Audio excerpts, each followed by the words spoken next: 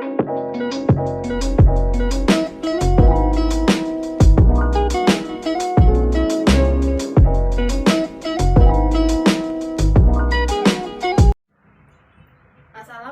warahmatullahi wabarakatuh.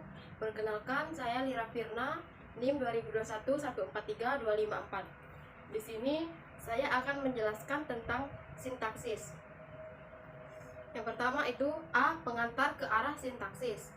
Nah, istilah sintaksis berasal dari bahasa Yunani, san dan titachen, yang berarti mengatur bersama-sama. Secara lebih luas, sintaksis adalah cabang linguistik yang membahas struktur internal kalimat. Sebagai satuan terkecil dalam sintaksis, kata berperan sebagai pengisi fungsi sintaksis, penanda kategori sintaksis, dan perangkai dalam penyatuan satuan-satuan atau bagian-bagian dari satuan sintaksis. Kata sebagai pengisi satuan sintaksis harus dibedakan adanya dua macam kata, yaitu kata penuh dan kata tugas. Kata penuh adalah kata yang secara leksikal mempunyai makna, mempunyai kemungkinan untuk mengalami proses morfologi, merupakan kelas terbuka, dan dapat berdiri sendiri sebagai sebuah satuan. Yang termasuk kelas terbuka dan dapat berdiri sendiri sebagai sebuah satuan yang termasuk kata penuh adalah kata kategori nomina, verba, adjektiva, adverbia, dan numeralia. Misalnya, masjid memiliki kata, memiliki makna, tempat ibadah orang Islam. Kata tugas adalah kata yang secara leksikal tidak mempunyai makna, tidak mengalami proses morfologi, merupakan kelas tertutup, dan di dalam peraturan dia tidak dapat berdiri sendiri.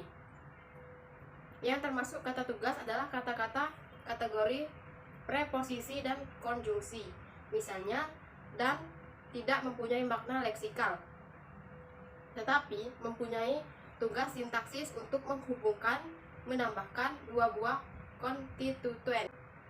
Selanjutnya, fungsi, kategori, dan peran sintaksis, yaitu fungsi.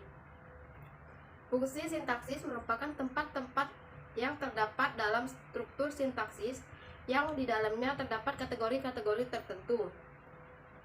Fungsi sintaksis ada 5, yaitu subjek, predikat, objek, pelengkap, dan keterangan. Berikut dijelaskan secara sekilas tentang fungsi-fungsi sintaksis tersebut. A. Subjek dan predikat.